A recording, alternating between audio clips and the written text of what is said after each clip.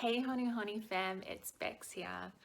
As surfers, we get to spend so much time in the ocean, and throughout our surf camps we just spend so much time in nature in general. We are massive advocates for all of the benefits that nature brings us. There is something so calming, so nourishing, so relaxing about sitting on your board out the back and just looking around, completely disconnected from all the noise and crap that comes with a modern life generally. Because of that, we are massive advocates for protecting our environment and doing everything that we can to take care of the natural world. And most surfers end up being environmentalists just for that reason, that they want to protect that thing that brings them so much joy and love. So today's video is 5 simple things that you can do at home, 5 tiny little changes that you can make, and they're 5 things that we do at our surf camps as well as a business that will be steps towards helping our environment. Not going to pretend that it's going to fix all the world's environmental problems, but they're just little things that you can do, because why not? If you can do something that helps, why not do it? So we'll jump straight in. Tip number 1 is to buy secondhand wherever you can. As surf instructors, we often get asked our opinion when people are buying their first surfboard, and something that is really common is that people want to go out and buy a brand new board. And I certainly did when I first started surfing. I absolutely threw myself into that category, but surfboards are like cars. It is very, very normal to buy a good quality secondhand one. And actually, especially as a beginner surfer, you want to be buying secondhand surfboards because you are likely to change your style and your abilities and the kinds of waves that you're riding quite a lot in those early months or years while you're getting the hang of it. So you're way better off buying secondhand, and it has the bonus of reusing something that's already in existence. We're not using up new materials, we're not doing anything like that. And you can look at all the areas in your life that you could buy secondhand. So clothing is a really, really easy one and good one. Op shops have great clothes. I know we have a Surf Coast community group that sometimes people will put up a message saying, hey, I've got a bag of, size whatever clothes. Does anyone want them? Perfect. So doing whatever you can, look around and see all of the places that you could potentially buy secondhand. We absolutely do this in our surf camps. Actually, all of our big bell tents have come to us secondhand. We've bought them from people who have already used them. We've cleaned them up, made them as fresh as new, re-waterproofed them, and use them like that rather than buying a whole brand new bell tent. So that's tip number 1. Tip number 2, repair what you can. We are in such a culture of throwing things out when they break. That was certainly how my mindset was for years. It was just like, oh, this doesn't work anymore. We throw it out, we buy a new one. We can fix things. The number 1 place I would say to use this in relation to your surfing is your wetsuit. There is so many people that throw out their wetsuit when they get holes in it.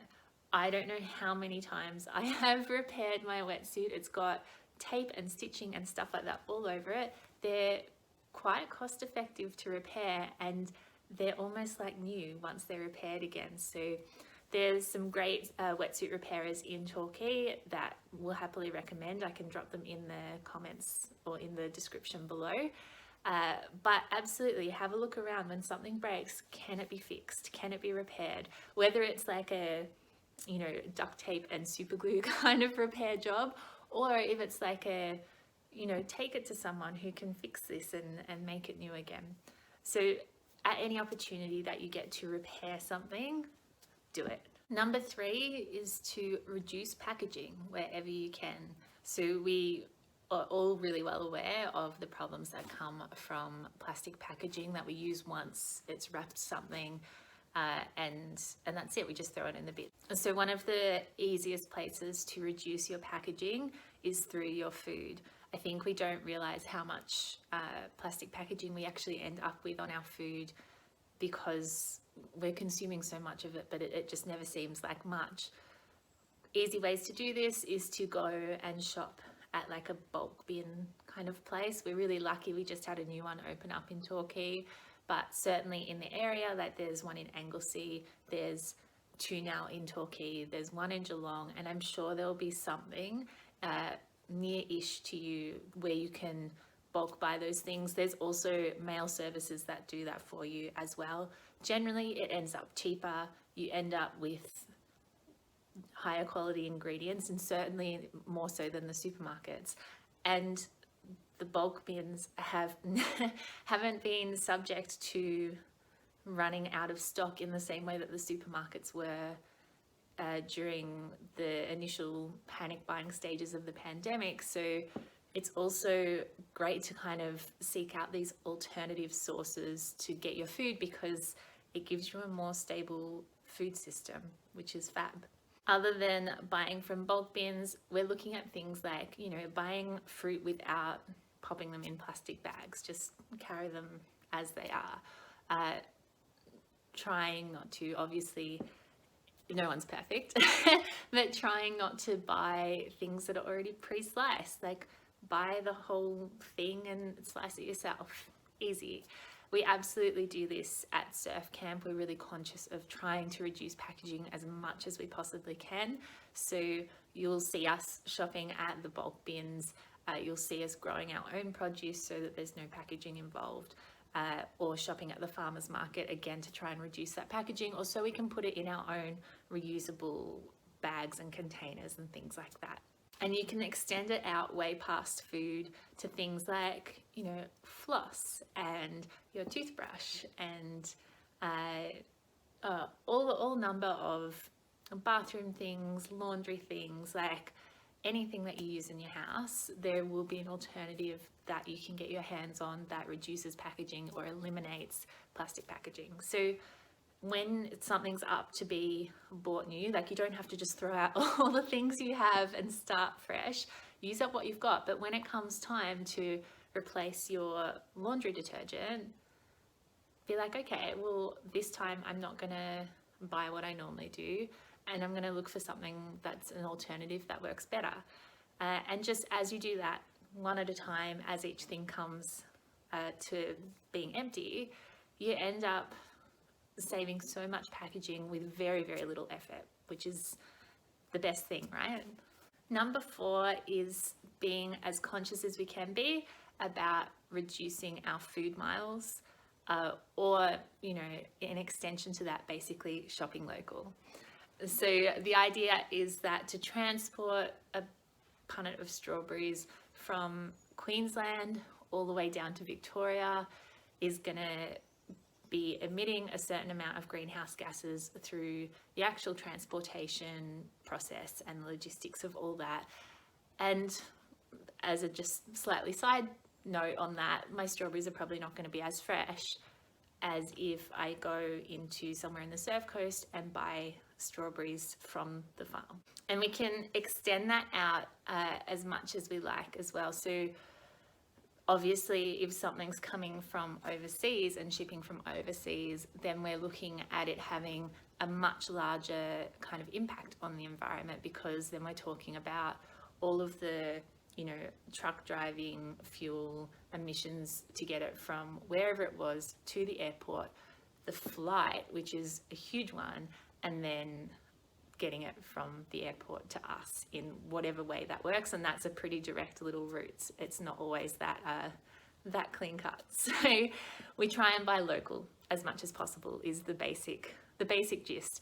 For us, that means we grow a lot of our produce ourselves that we serve up in our meals.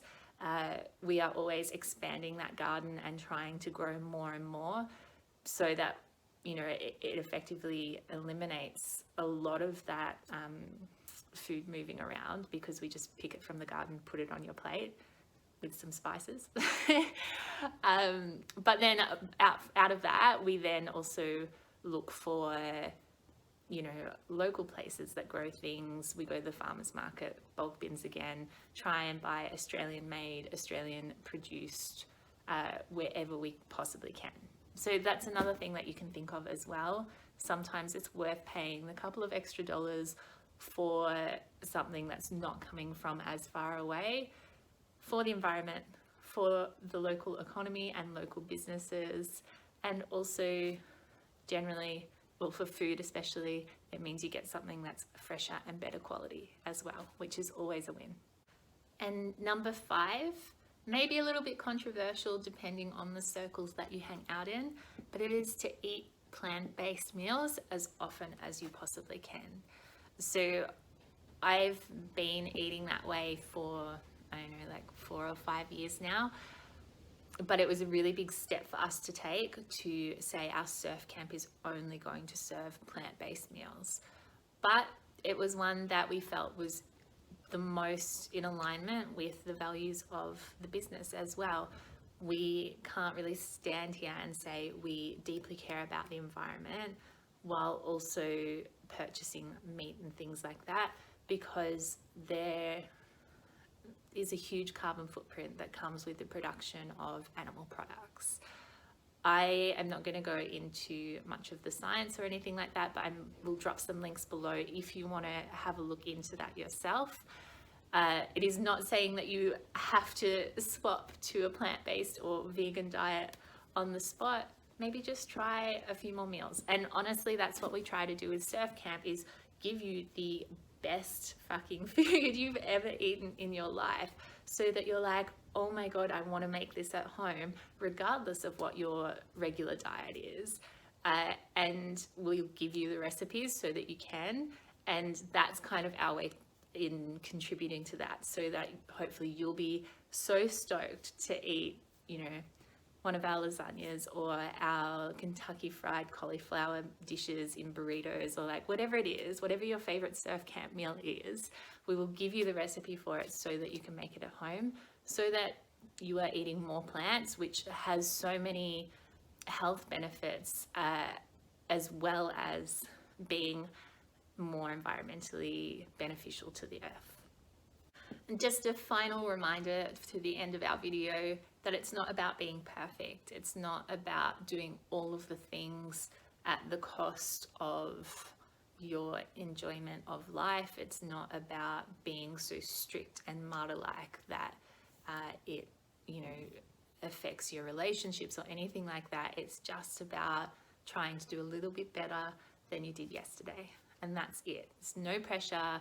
It's just curiosity. What can I change? Bring that playful energy to it, and it'll make the whole process a lot easier. Beyond that, keep educating yourself. The more you learn about the world, the more you learn about our environmental systems, how it all works together, how we are so reliant on it working really well, all of those things, your actions will really naturally change, because it's important. And the more you learn, the more you know, the more you have the capacity to address what you know. So keep learning, watch docos, have a Friday night movie night once a week, order whatever your favorite takeout is and sit there and learn something about our environment, what you can do. I'll drop some recommended docos as well down the bottom for you to watch. So that's it, fam. I hope you found this video helpful. If you have any questions, any feedback, feel free to drop it in the comments below. We'd love to respond and help in whatever way we can, or clarify in whatever way we can. Other than that, we hope to see you at Surf Camp soon. Sending big love.